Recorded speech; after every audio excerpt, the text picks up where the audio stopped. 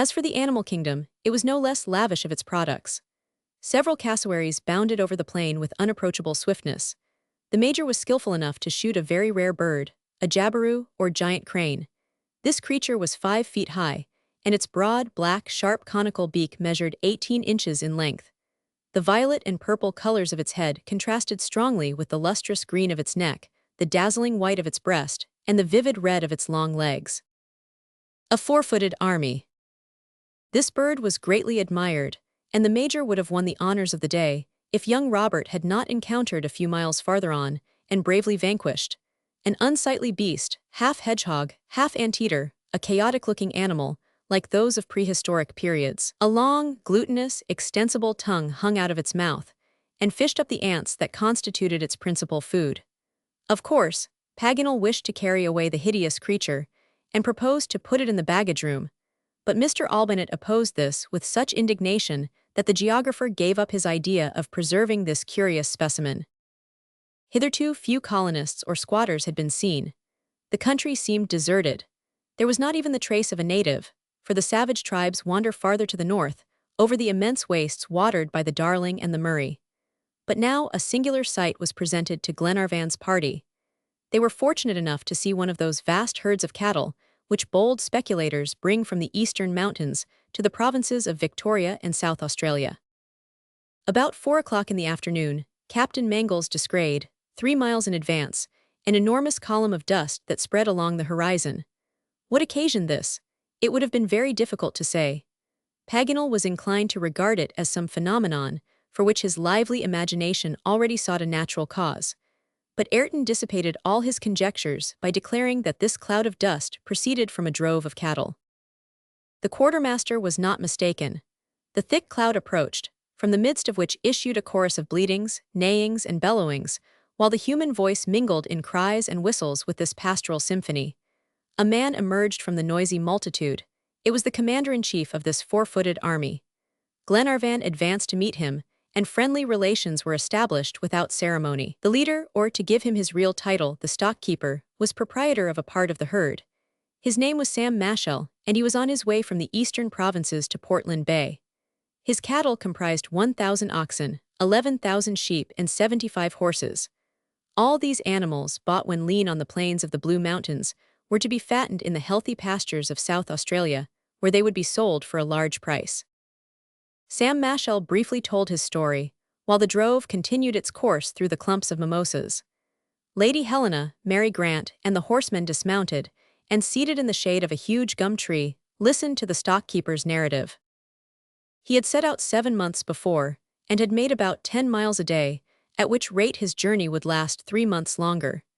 To aid him in this laborious task, he had with him 20 dogs and 30 men. 5 of the men were blacks, who are very skillful in recovering stray animals. 6 carts followed the drove, and the drivers, provided with stock whips, the handles of which were 18 inches and the lashes 9 feet in length, moved among the ranks and maintained order, while the canine light dragoons hovered about on the wings. The travelers were amazed at the discipline of this novel army. The different classes advanced separately, for wild oxen and sheep do not associate well. The first will never graze where the second have passed. Hence it was necessary to place the oxen at the head, and these accordingly, divided into 2 battalions, took the lead. 5 regiments of sheep, commanded by 5 drivers, followed, and the platoon of horses formed the rear guard. The stockkeeper observed to his hearers that the leaders of the army were neither dogs nor men, but oxen, whose superiority was recognized by their mates. They advanced in the front rank with perfect gravity, choosing the best course by instinct, and thoroughly convinced of their right to be treated with consideration. An unforeseen hindrance. Thus the discipline was maintained, for the drove obeyed them without resistance. If it pleased them to stop, the others were obliged to yield, and it was useless to attempt to resume the line of march if the leaders did not give the signal. Such was Sam Mashell's account, during which a great part of the herd had advanced in good order. It was now time for him to join his army and choose the best pastures. He therefore took leave of Lord Glenarvan, mounted a fine native horse that one of his men was holding for him, and a few moments after had disappeared in a cloud of dust, while the cart, resuming its interrupted journey, stopped at nightfall at the foot of Mount Talbot. The next day they reached the shores of the Wimmera, which is half a mile wide, and flows in a limpid stream between tall rows of gum trees and acacias. Magnificent myrtles raised aloft their long, drooping branches, adorned with crimson flowers, while thousands of goldfinches, chaffinches, and golden-winged pigeons, not to speak of chattering parrots, fluttered about in the foliage. Below, on the surface of the stream, sported a pair of black swans, shy and unapproachable. Meantime the cart had stopped on a carpet of turf whose fringes hung over the swiftly flowing waters. There was neither raft nor bridge, but they must cross at all hazard. Ayrton busied himself in searching for a practicable ford. A quarter of a mile upstream, the river seemed to him less deep, and from this point he resolved to reach the other bank. Various soundings gave a depth of only 3 feet. The cart could, therefore, pass over this shallow without running much risk. "Is there no other way of crossing the river?" asked Glenarvan of the quartermaster. "No, my lord," replied Ayrton, "but this passage does not seem to me dangerous. We can extricate ourselves from any difficulty." "Shall Lady Helena and Miss Grant leave the cart?" "Not at all. My oxen are sure-footed, and I will engage to keep them in the right track." "Well, Ayrton," said Glenarvan, "I trust to you." The horsemen surrounded the heavy vehicle, and the party boldly entered the river. Usually, when these fordings are attempted, the carts are encircled by a ring of empty barrels, which support them on the water. But here this buoyant girdle was wanting, and it was, therefore, necessary to confide to the sagacity of the oxen, guided by the cautious Ayrton. The Major and the 2 sailors dashed through the rapid current some distance ahead, while Glenarvan and Captain Mangles, one on each side of the cart, stood ready to assist the ladies, and Paganel and Robert brought up the rear. Everything went well till they reached the middle of the river, but here the depth increased, and the water rose above the fellows. The oxen, if thrown out of their course, might lose their footing and overturn the unsteady vehicle. Ayrton exerted himself to the utmost. He leaped into the water, and seizing the oxen by the horns, succeeded in keeping them in the right track. At this moment an accident impossible to foresee took place. A crack was heard, the cart inclined at an alarming angle, the water reached the feet of the ladies, and the whole vehicle threatened to give way. It was an anxious moment. Fortunately, a vigorous blow upon the yoke brought the cart nearer the shore.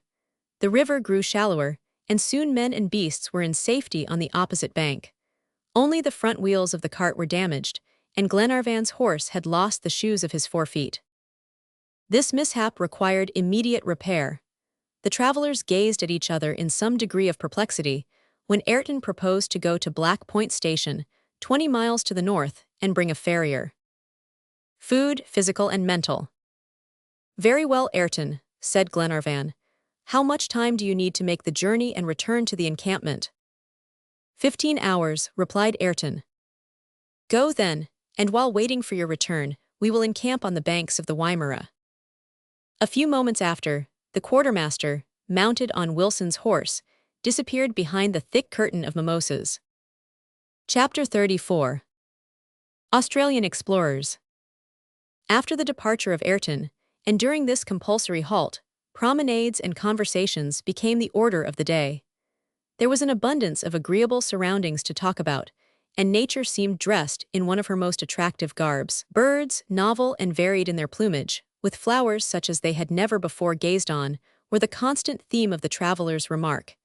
And when, in addition, they had in Mr. Albinett one who knew how to spread before them and make the best of all the culinary novelties that were within reach, a very substantial foundation was possible for the feast of reason and the flow of soul which followed, and for which, as usual, they were to no small extent indebted to their learned historico-geographical professor, whose stock of information was as varied as it was pleasant. After dinner the traveling party had, as if in anticipation, seated themselves at the foot of a magnificent banksia. The young moon was rising high into the heavens, lengthening the twilight, and prolonging it into the evening hour, whilst the smoke of the Major's cigar was seen curling upwards, losing itself in the foliage of the tree. A crack was heard, the cart inclined at an alarming angle, the water reached the feet of the ladies, and the whole vehicle threatened to give way. It was an anxious moment. After dinner the traveling party had, as if in anticipation, seated themselves at the foot of a magnificent banksia. The young moon was rising high into the heavens, lengthening the twilight, and prolonging it into the evening hour. "Monsieur Paganel," said Lady Helena, You have never given us the history that you promised when you supplied us with that long list of names." The gentleman addressed did not require any lengthened entreaties on this subject, but with an attentive auditory, and in the grandest of all lecture rooms, he rehearsed to them the two great dramas of Australian travel, which have made the names of Burke and Stewart immortal in the history of that continent. He told them that it was on the 20th of August, 1860, that Robert O'Hara Burke set out, under the auspices of the Royal Society of Melbourne, to cross the continent from south to north, and so to reach the Indian Ocean. 11 others, including a botanist, an astronomer, and an army officer, accompanied him, with horses and other beasts of burden. But the expedition did not long continue so numerous or so well provided. In consequence of misunderstandings, several returned, and Burke pressed on with but few followers and fewer aids. Again, on the 20th of November, he still further diminished his numbers by leaving behind at an encampment several of his companions, that he and 3 others might press on towards the north with as little encumbrance as possible. After a very painful journey across a stony desert, they arrived at the extreme point reached by Stewart in 1845. And from this point, after determining as accurately as possible their latitude and longitude, they again started northward and seaward. Lying down to die. By the 7th of January, they had gone so far as to reach the southern limit of the tropical heat, and now under a scorching sun, deceived by the mirage, often without water, and then hailing a storm as a source of refreshment, now and then meeting with the aborigines, who could in no wise help them, they had indeed a hard road to travel, though having neither rivers, lakes, nor mountains to bar their path. At length, however, there were various signs that they were approaching the sea. By and by they reached the bank of a river which flows into the Gulf of Carpentaria, and finally Burke and Wills, after terrible hardships, arrived at the point where the seawater flowed up to and inundated the marshes, though the seashore itself they did not reach. With naught but barrenness in sight on either hand, their great desire was to get back and rejoin their companions. But peril after peril awaited them, many of which their notebook has preserved an account of, but many more will be forever unrecorded. The 3 survivors, for one of the party had succumbed to the hardships, now strained every effort to reach the encampment, where they hoped to find their companions and a store of provisions. On the 21st of April they gained the goal, but the prize was missing. Only 7 hours before, after 5 months of waiting in vain, their companions had taken their departure. Of course nothing remained but to follow them with their feeble strength and scanty means of subsistence. But calamities still dogged their footsteps, and at last the leader, Burke, lay down exhausted, saying to his companion King, "I have not many hours to live. Here are my watch and my notes. When I am dead, place a pistol in my right hand and leave me without burial." His forebodings were realized, and the next morning he died. King, in despair, went in search of some Australian tribe, for now Wills had begun to sink, and he shortly afterwards died also. At length the sole survivor was rescued by an expedition sent out in search of Burke, and thus the sad tale was told of this Australian tragedy. "When I am dead, place a pistol in my right hand, and leave me without burial." His forebodings were realized, and the next morning he died. He beheld the waters of the Indian Ocean, and proudly unfurled the Australian flag from the topmost branch of the highest tree he could find. The narrative concerning Stewart was a less melancholy one, though the trials endured on his expedition were likewise great.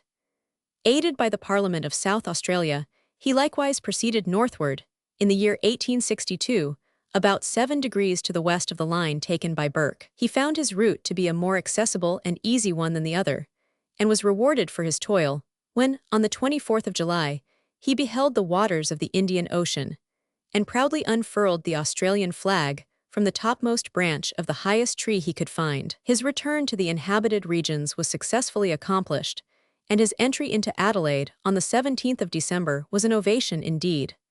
But his health was shattered, and after receiving the gold medal of the Royal Geographical Society and returning to his native Scotland, he died on the 5th of June, 1866. The histories of these Australian travels were lengthy, as told by Paganel. When he had finished, hope and despair seemed to fight for the mastery in the breasts of his listeners, but they did not fight long, for peaceful slumbers soon enwrapped the company, except those whose turn it was to watch over their fellow travelers. Chapter 35. Crime or Calamity. The Mischief Repaired. It was not without a certain feeling of apprehension that the Major had seen Ayrton leave the Wimmera to procure a farrier at Black Point Station. However, he did not breathe a word of his personal suspicions, but contented himself with exploring the surroundings of the river, whose tranquility was undisturbed. As for Glenarvan, his only fear was to see Ayrton return alone. In the absence of skilled labor, the cart could not resume its journey, which would be interrupted for several days perhaps, and his longings for success and eagerness to attain his end admitted of no delay. Fortunately, Ayrton had lost neither his time nor his trouble. The next morning he reappeared at break of day. A man accompanied him, by profession a farrier. He was a tall, stout fellow, but of a low and brutish appearance, which did not prepossess one in his favor. However, this was of little importance if he knew his business. At all events, his breath was not wasted in idle words. "Is he an efficient workman?" inquired Captain Mangles of the quartermaster. "I know no more than you, Captain," replied Ayrton. "We shall see." The farrier began his work. He was a man who understood his trade, as one could see by the way in which he repaired the wheels of the cart. He labored skillfully and with uncommon energy. During the operation, the Major noticed that the farrier's wrists were considerably eroded, and that they were each encircled by a blackish ring of extravasated blood. These were the marks of recent wounds, which the sleeves of a miserable woolen shirt but partially concealed. MacNab questioned the man about these erosions, which must have been very painful. He, however, made no reply, but stolidly kept on at his work. 2 hours after, the injuries of the cart were repaired. As for Glenarvan's horse, he was quickly shod. The farrier had taken care to bring shoes all prepared. There was a peculiarity about them, however, which did not escape the Major. It was a trefoil rudely carved on the outer rim. He pointed it out to Ayrton. "It is the Black Point mark," replied the quartermaster, "which enables them to follow the tracks of the horses that stray from the station, and not confound them with others." The farrier, having done all that was required of him, now claimed his wages, and departed without having spoken 4 words. Half an hour later, the travelers were on the move. Beyond the curtain of mimosas extended a broad, uncovered space, which justly deserved its name of open plain. Fragments of quartz and ferruginous rocks lay among the bushes, tall grass, and hedgerows that protected numerous flocks. Several miles farther on, the wheels of the cart sank deeply in the marshy lowlands, through which ran winding creeks, half hidden beneath a canopy of gigantic rushes. The journey, notwithstanding, was neither difficult nor tedious. Lady Helena invited the horsemen to call upon her in turn, for her parlor was very small. Each was thus relieved from the fatigue of horseback riding, and enjoyed the society of this amiable lady, who, assisted by Miss Mary, performed with perfect grace the honors of her movable mansion. Captain Mangles was not forgotten in these invitations, and his rather sober conversation was not at all displeasing. At 11 o'clock they arrived at Carlsbrook, quite an important municipality. Ayrton thought it best to pass by the city without entering. Glenarvan was of the same opinion, but Paganel, always eager for something new, desired to visit the place. Accordingly, the geographer, taking Robert with him as usual, started on his explorations, while the cart slowly continued its journey. Their inspection of the town was very rapid, and shortly afterwards they had joined their companions. While they were passing through this region, the travelers requested Paganel to give them some account of its progress, and the geographer, in compliance with their wishes, had just begun a lecture upon the civilization of the country, when he was interrupted by a shrill whistle. The party were not a mile from the railroad. A terrible accident had occurred, not a collision, but a running off the track and a fall into the river, which was filled with the fragments of cars and locomotives. A locomotive, coming from the south and going slowly, had stopped just where the road they were following crossed the iron track. At this point the railway passes over the Lutton on an iron bridge, and thither Ayrton directed his cart, preceded by the horsemen. The travelers were attracted, moreover, by a lively feeling of curiosity, for a considerable crowd was already rushing towards the bridge. The inhabitants of the neighboring stations, leaving their houses, and the shepherds their flocks, lined the sides of the track. Frequent cries were heard. Some serious event must have taken place to cause such excitement, a great accident, perhaps. Glenarvan, followed by his companions, urged on his horse, and in a few moments arrived at Camden Bridge. Here the cause of this agitation was at once manifest. A terrible accident had occurred, not a collision, but a running off the track and a fall into the river, which was filled with the fragments of cars and locomotives. Either the bridge had given way, or the engine had run off the track, for 5 coaches out of 6 had been precipitated into the bed of the Lutton. The last car, miraculously preserved by the breaking of its coupling, stood on the very verge of the abyss.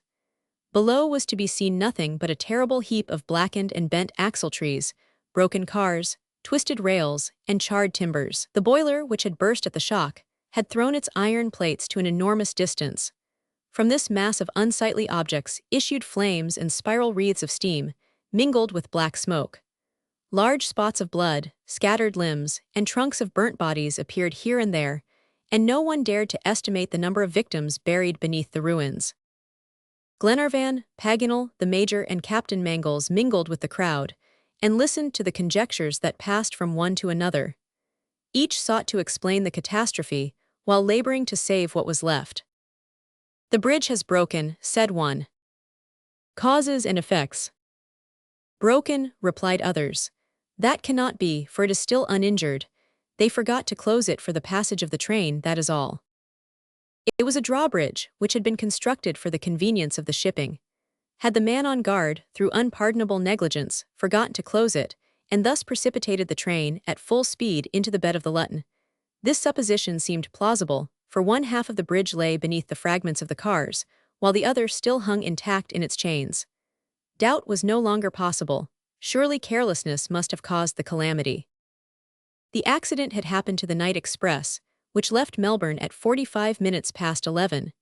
It must have been 3:15 in the morning when the train reached Camden Bridge, where this terrible destruction of life and property took place.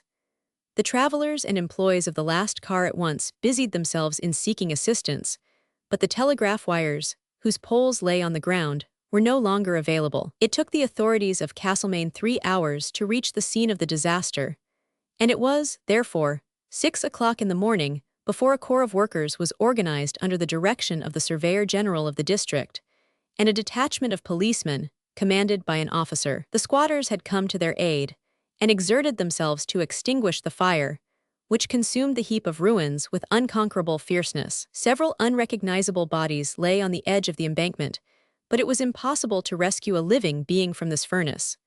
The fire had rapidly accomplished the work of destruction.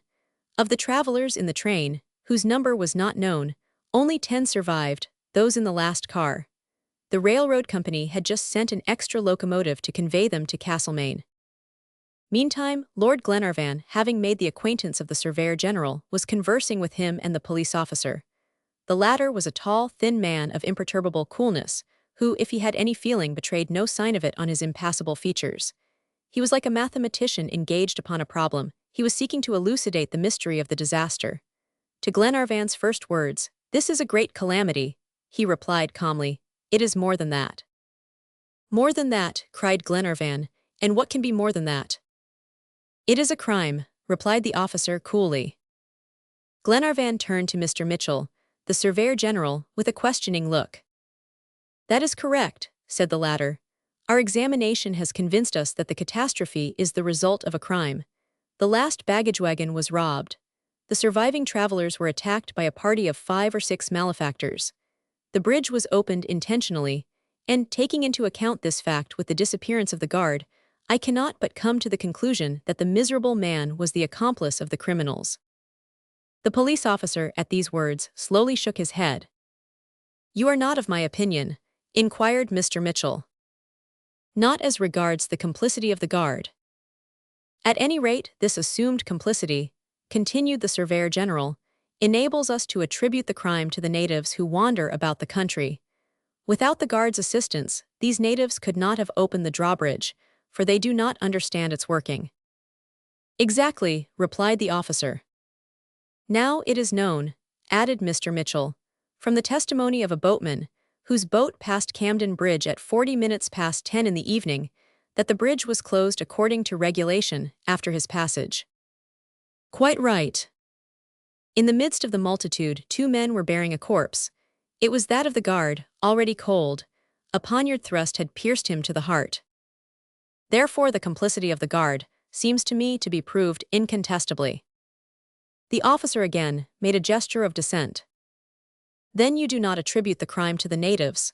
inquired Glenarvan. "I do not." "To whom then?"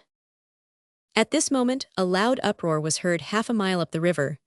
A crowd had formed, which rapidly increased, and was now approaching the station. In the midst of the multitude, two men were bearing a corpse.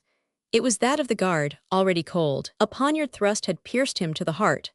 The assassins had dragged the body some distance from Camden Bridge, doubtless intending by this means to mislead the police in their first investigations.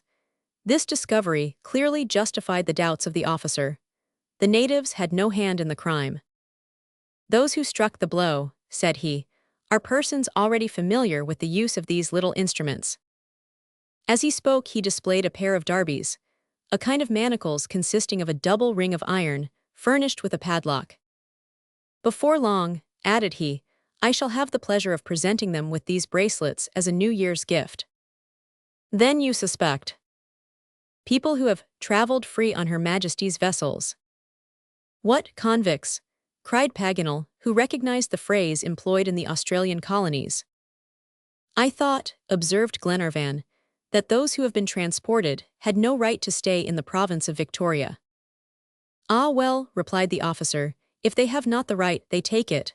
Sometimes they escape, and if I am not greatly mistaken, these fellows have come direct from Perth. Well, they shall return again, you may be sure." "A railroad sleeper." Mr. Mitchell nodded approvingly at the words of the officer. At this moment, the cart arrived at the railroad crossing.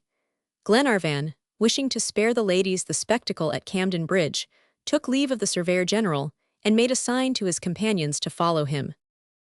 "There is no occasion," said he, "for us to interrupt our journey."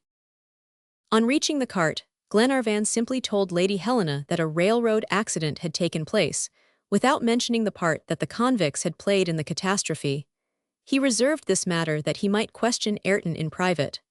The little party then crossed the track, not far above the bridge, and resumed their route towards the east. Chapter 36. Fresh Faces. They had not proceeded far before they reached a native cemetery, pleasantly situated, and with abundance of shady trees. Here for a time they halted, and whilst Robert and Paganel were exploring, Lord and Lady Glenarvan almost stumbled over a queer object. It was human, indigenous, and sleeping, but at first this was all that they could decide, until as the eyes opened and the sleeper roused to active life, they saw before them a boy of 8 years, with a notice pinned to the back of his jacket which read as follows: "Tallinn to be conducted to Echuca, care of Jeff Smith, railway porter. Prepaid." A boy of 8 years, with a notice pinned to the back of his jacket which read as follows: "Tallinn to be conducted to Echuca, care of Jeff Smith, railway porter. Prepaid." Paganel and the others had now gathered round, and Tallinn had to answer many a question. He came out of his examination very creditably. Here, it would seem, was another waif that Providence had cast in their path. They questioned him, and his answers were pertinent and clear. He had been educated in the Wesleyan Methodist Day School at Melbourne, and was now going for a time to visit his parents, who were living with the rest of their tribe in Lachlan. He had been in the train to which the accident had happened, and had, with childlike confidence, troubled less about his fate than did those of older years. Going to a little distance, and laying himself on the grass, he had soon fallen into the slumber from which our travelers had aroused him. Paganel and the others had now gathered round, and Tallinn had to answer many a question. He came out of his examination very creditably.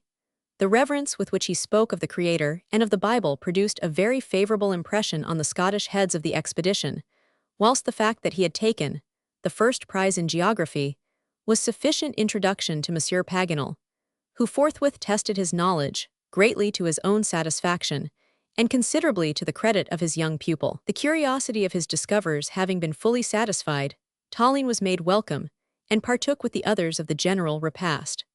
Many were the plans and purposes concerning him, and much wonder was expressed as to how they could speed him on his way.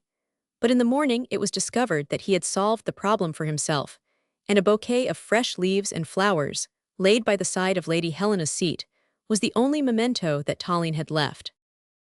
A golden city.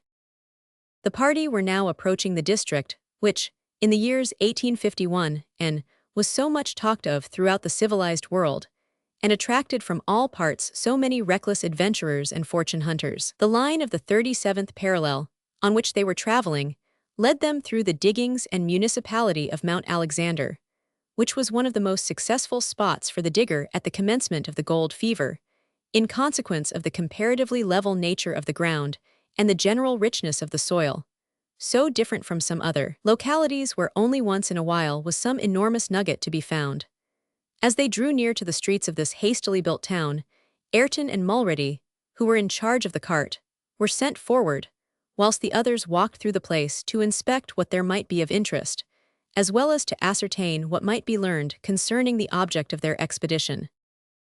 Thus, in this strange gathering of all nationalities and creeds and professions, the regular inhabitants beheld a still more extraordinary sight than that every day afforded them.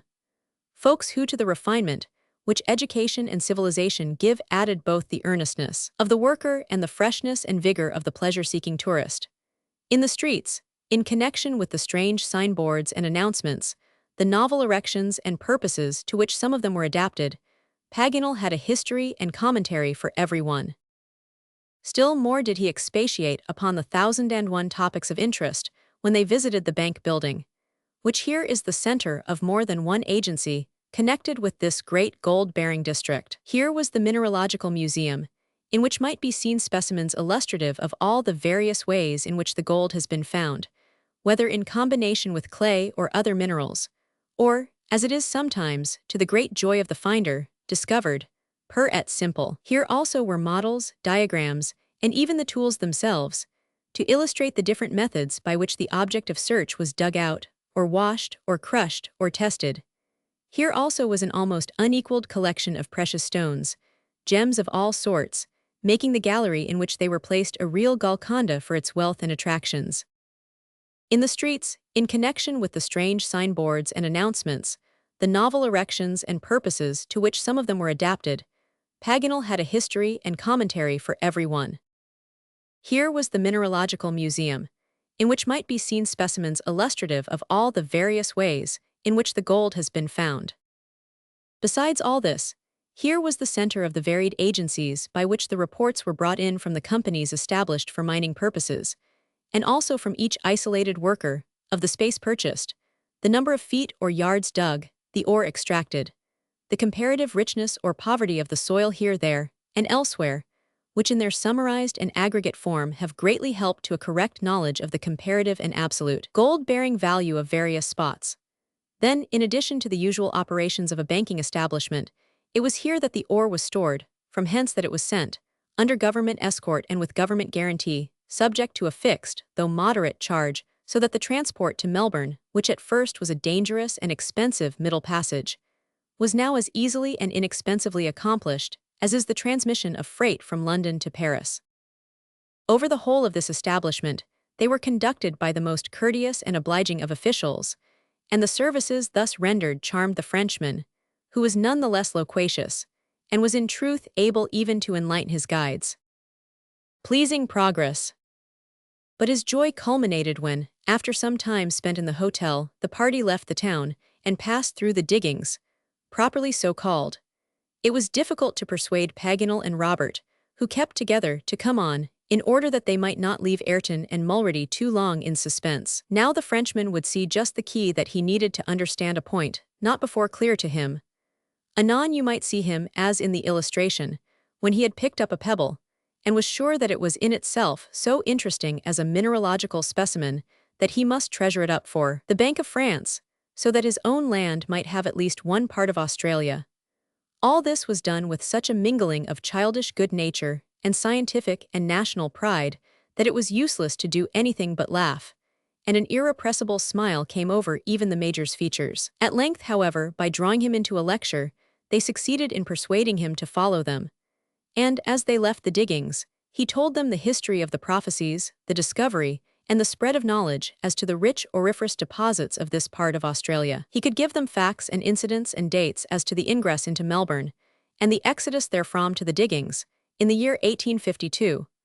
He told them how the energy and the love of order which characterized the English-speaking peoples had reduced to system, method, subordination, the chaotic surgings and restlessness which marked the first weeks and months of this new era. And he detailed, as though he had studied the subject too, the entire neglect of other matters, the working of the system, how the land was registered, what was the sum paid in the aggregate, how the taxes were collected, wherein the system had been found faulty. All this occupied much time, and before he had finished, the cart was in sight, in which Lady Helena and Miss Grant reseated themselves, and for the remainder of the day and the succeeding night their progress was in the accustomed order. Chapter 37. A warning. At sunrise the travelers left the gold regions and crossed the frontiers of the county of Talbot. Their line of travel now struck the dusty roads of the county of Dalhousie.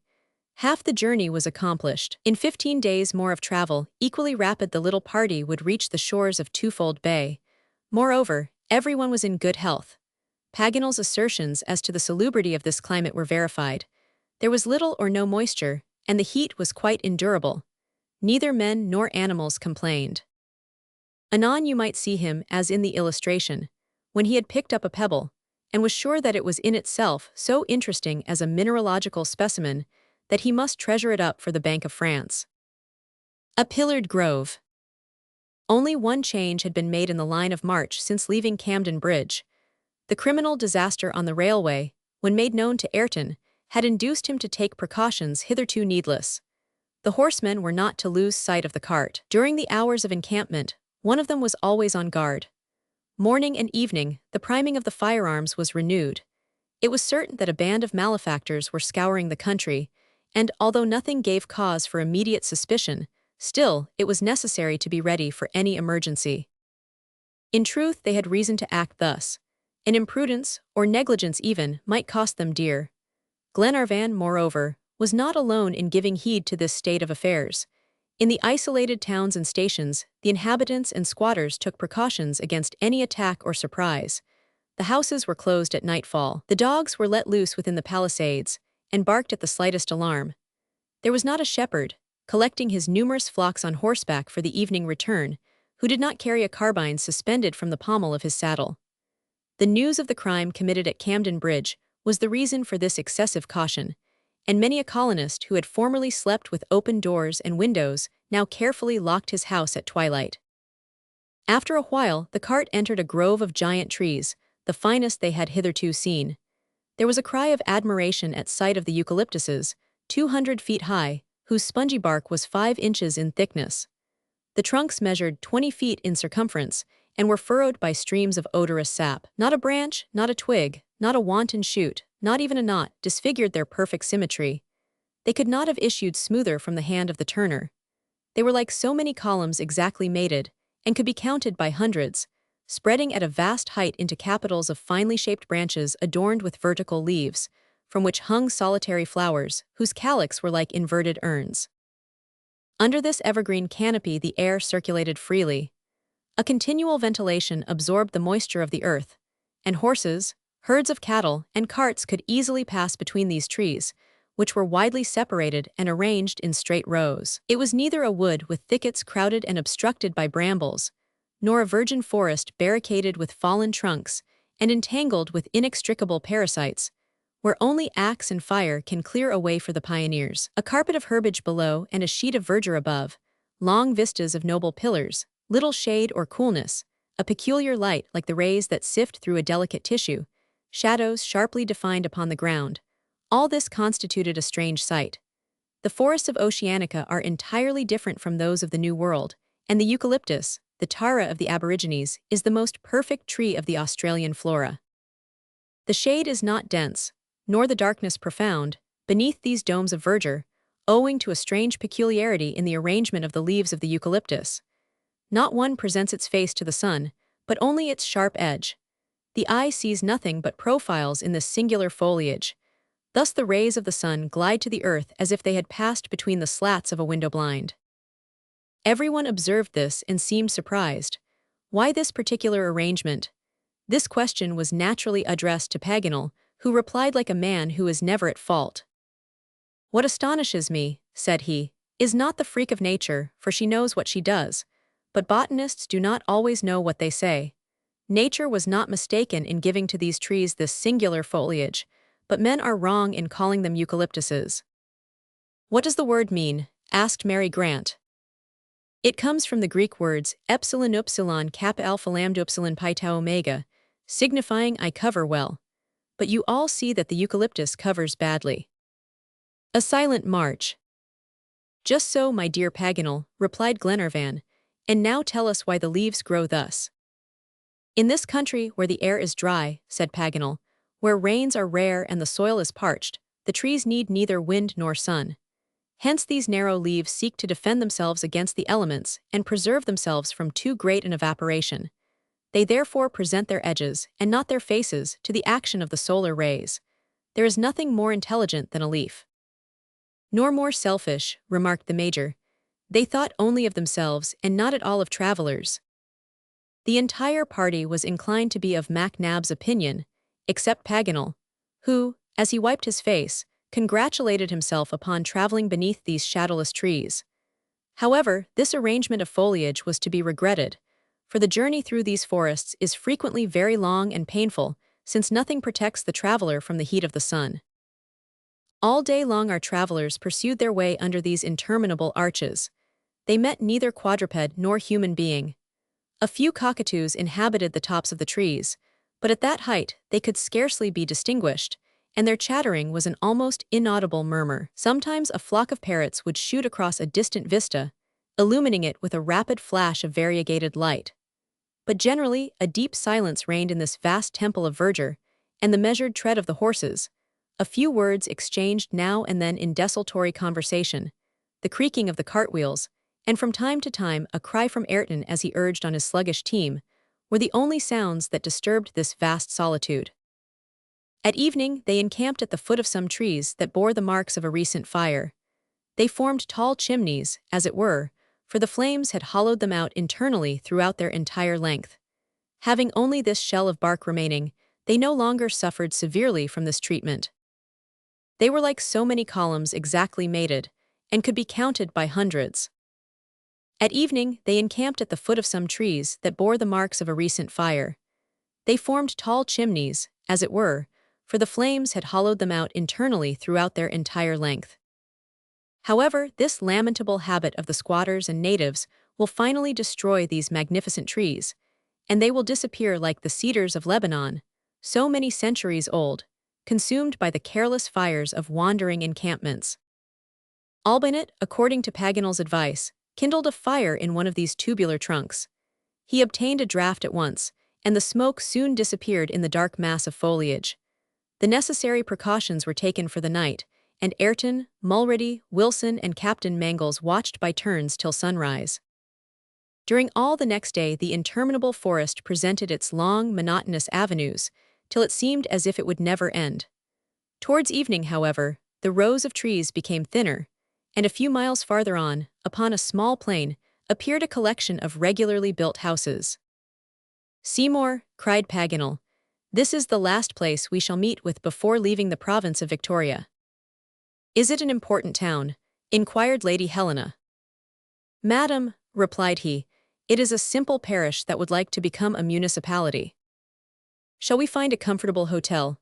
asked Glenarvan. "I hope so," answered the geographer. "Well then, let us go into the town, for the ladies will not be sorry, I imagine, to rest here one night." "My dear Edward," replied Lady Helena, "Mary and I accept, but on the condition that it shall cause no trouble or delay." "None at all," said Lord Glenarvan. "Moreover, our oxen are fatigued. Tomorrow we will start at break of day." A talk after supper. It was now 9 o'clock. The moon was approaching the horizon, and her rays were dimmed by the gathering mist. The darkness was increasing. The whole party, accordingly, entered the broad street of Seymour under the guidance of Paganel, who always seemed to be perfectly acquainted with what he had never seen. But his instinct directed him, and he went straight to Campbell's North British Hotel. Horses and oxen were taken to the stable, the cart was put under the shed, and the travelers were conducted to quite comfortable apartments. At 10 o'clock the guests took their seats at a table, over which Albinett had cast his experienced eye. Paganel had just explored the town, in company with Robert, and now related his nocturnal impressions in a very laconic style. He had seen absolutely nothing. However, a man less absent-minded would have observed a certain excitement in the streets of Seymour. Groups were formed here and there, which gradually increased. People talked at the doors of the houses and questioned each other with an air of anxiety. Various daily papers were read aloud, commented upon, and discussed. These signs, one might suppose, could not have escaped the most careless observer. Paganel, however, had suspected nothing. The Major, on the contrary, without even leaving the hotel, had ascertained the fears that were agitating the little community.